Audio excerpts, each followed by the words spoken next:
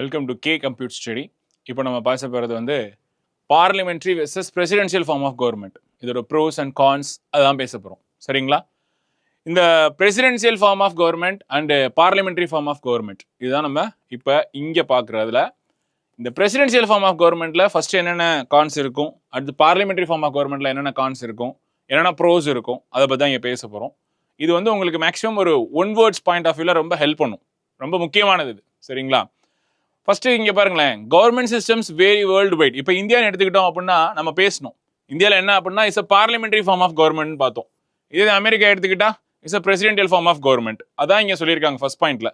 ரெண்டுமே வேற வேற அப்படின்னு சொல்லியிருக்காங்க.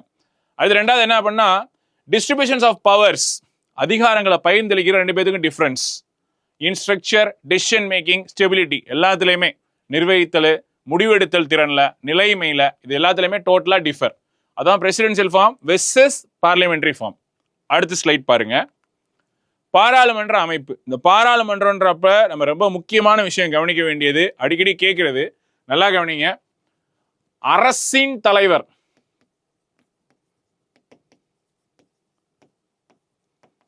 இந்த டேர்ம் தான் ரொம்ப ரொம்ப முக்கியம். அரசாங்கத்தின் தலைவர், சரியா?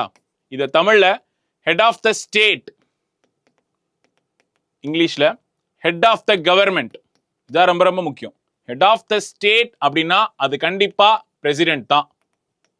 புரியுதா? ஹெட் ஆஃப் த கவர்மெண்ட் அப்படின்னு கேட்டா அது கண்டிப்பா பிஎம் தான், பிரைம் மினிஸ்டர். என்ன அப்படின்னா இந்த பிரைம் மினிஸ்டர் வந்து voted by the peoples, direct election. Presidential is indirect elections in India. So அதான் இங்க ரெண்டுமே டிஃபர் ஆகுது. அதான் இங்க டேர்ம் கொடுத்துருக்காங்க. Prime minister is the head of the government. அதான் நாங்க சொன்னேன், பிரதம அமைச்சர் என்பவர் ஒரு அரசாங்கத்தின் தலைவர். அதான் இங்க ரொம்ப ரொம்ப முக்கியமான பாயிண்ட். ஒரு குரூப் 4 எக்ஸாம், ஒரு பேசிக்கான எக்ஸாமுக்கு இது ரொம்ப ரொம்ப முக்கியம். அரசின் தலைவர் அப்படின்னா ஹெட் ஆஃப் த ஸ்டேட், இது பிரசிடென்ட். இதான் ரெண்டுக்குள்ள டிஃபரன்ஸ். Kindly note it. ரொம்ப ரொம்ப முக்கியமானது.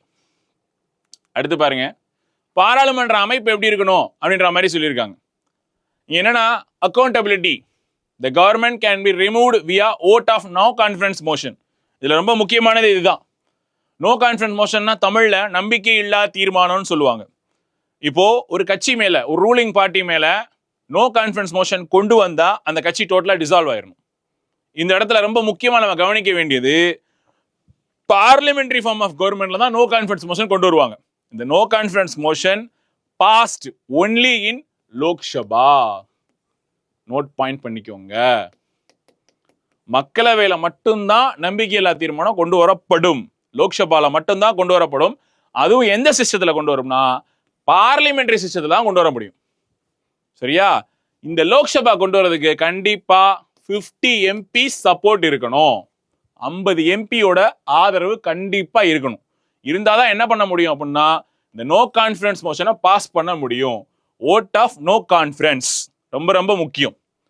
அடுத்து பாருங்க, இது வரைக்கும் இந்தியாவில் இந்த நோ கான்ஃபிடன்ஸ் மோஷன் கொண்டு வந்திருக்காங்களா அப்படின்னா கொண்டு வந்திருக்காங்க. நோட் பண்ணிக்கோங்க. 22/8/1963 பாஸ் பண்ணியிருக்காங்க.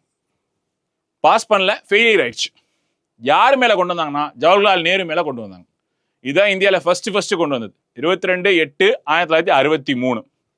அடுத்து கவனிங்க, ப்ரோஸ், நன்மைகள். இந்த பார்லிமெண்ட் என்ன நன்மைனா அதேதான், விரைவான முடிவெடுக்கு, சரியா? நம்பிக்கையெல்லா வாக்கெடுப்பு. அடுத்து என்கரேஜ் த கோலியேஷன்ஸ், கூட்டணியோட கூட்டமைப்பு. எல்லாம் கூட்டணி கட்சி தானே இருக்கு, மத்திய அரசு மாநில அரசு சேர்ந்து பண்றது ஃபெடரல் சிஸ்டம் தான் நம்மகிட்ட அந்த இது. அடுத்து கான்ஸ், குறைபாடுகள்.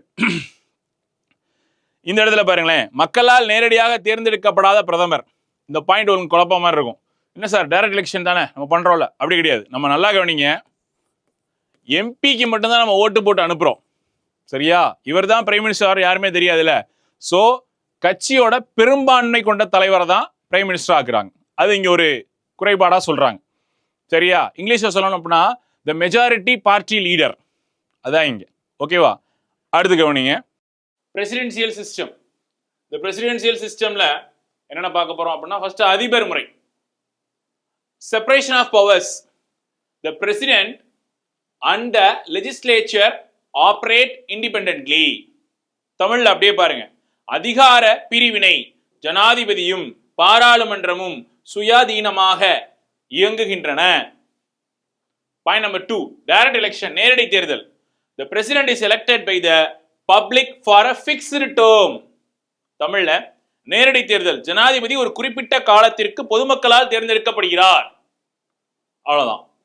சராசரியா ஒரு பிரசிடென்ட் அப்படின்னா 5 வருஷ காலம் பதவி வகிக்கலாம். அடுத்து பாருங்க, pros, stable leadership, fixed terms. So 5 years கண்டிப்பான முறையில் ஃபிக்ஸ்டு இருக்கும், ஒரு நிலைத்தன்மை இருக்கும் கண்டிப்பா. டைரக்ட் பப்ளிக் அவுட்லி, நேரடியாக மக்களுடன் தொடர்பு கொள்கிறார். சரியா, அவ்வளவுதான். மக்களுக்கான குறைகள் எல்லாத்தையும் இது பண்றாரு. ரொம்ப ரொம்ப முக்கியமான விஷயம் என்ன அப்படின்னா, முப்படைகள்னு சொல்றோம்ல, இந்தியன் ஆர்மி, நேவி, ஏர்ஃபோர்ஸ், அதுக்கெல்லாம் ஒரே தலைவர் இவர் தான். சரியா, ரொம்ப முக்கியமானது கோர்ட் மார்ஷல்னு சொல்லுவாங்க. கோர்ட் மார்ஷல்ல என்ட்ரு பண்ற பவர் பிரசிடென்ட் கிட்ட மட்டும்தான் இருக்கு, வேற யாருக்கிட்டையும் கிடையாது. அது இங்க ரொம்ப முக்கியமான விஷயம். சரிங்களா, அடுத்து பாருங்க, கான்ஸ், குறைபாடுகள். சரியா, ரிஸ்க் ஆஃப் லெஜிஸ்லேட்டிவ், சட்டசபை அப்படின்றது எந்த இடத்துல இங்க செயல்படாமல் போயிடும். ஏன்னா முழுவதுமே அதிபர் முறை ஆட்சிக்கு கீழே போயிடும், ஒற்றைத்தன்மையா செயல்படும். சரியா, அடுத்து பாருங்களேன், difficulty in all removing of ineffective presidents, திறமையற்ற ஜனாதிபதியை நீக்குவதில் உள்ள சிரமம். அவர் வர்றவர் நல்ல எஃபிஷியண்டான ஆளா இருந்தா பரவாயில்ல, எஃபிஷியண்டே இல்லாம இருந்தா. சரியா, அதுக்கப்புறம் இந்த இடத்த பாருங்களேன், நான் ஃபர்ஸ்ட் வாய்ஸ் பாயிண்ட் தான், சட்டமன்றம் மற்றும் நிர்வாகத்துறைகளில் ஏற்படும் தேக்க நிலைகள். ஏதாவது ஒரு ஸ்டெபிலிட்டி ஏற்பட்டுரும், அவரே ஒருத்தரே பண்ண முடியாதுல்ல. ஆனா நல்லா கவனிக்கணும், நான் என்ன சொன்னேன் அப்படின்னா, இஸ் அ நாமினல் எக்ஸிகியூட்டிவ், இவரோட பேர்ல தான் எல்லா ஃபங்க்ஷன்ஸும் நடக்கும். அவ்வளவுதான். ஓகே, இப்போ தொடர்ந்து நம்ம இந்த கம்பேரிசன் சொல்லியிருக்காங்க, அதோட தொடர்ச்சியாக கம்பேரிசன் பேசுறோம். பார்லிமெண்டரி சிஸ்டம் பெஸ்டா, பிரசிடென்ஷியல் சிஸ்டம் பெஸ்டா அப்படின்னா, India is a very biggest population of country. சரியா, ஸோ நம்மளுக்கு பார்லிமெண்டரி சிஸ்டம் தான் ரொம்ப ரொம்ப கரெக்டாக இருக்கும். அதான் நம்ம பண்றோம். அதான் சொல்றாங்க, more flexibility, efficient and accountable, but pro instability, ஒரு நிலைத்தன்மை கிடையாது. நம்ம ஏற்கனவே இதுக்கு முன்னாடி ஒரு ஆர்டிகல்ல பேசணும், ஆர்டிகல் 85, பிரசிடென்ட் நினைச்சா எப்போ வேணாலும் இதை கலைச்சிடலாம். ஓகேவா, அண்ட் தென் இவ்வளோ நேரம் நம்ம பேசினது பிரசிடென்ஷியல் அண்ட் பார்லிமெண்ட்ரியோட ஒரு ஒப்புமைப்படுத்தணும், அதோட நன்மைகள் குறைகள்லாம் பேசணும். அடுத்த யூனிட்ல தொடர்ந்து பேசுவோம். தேங்க்யூ.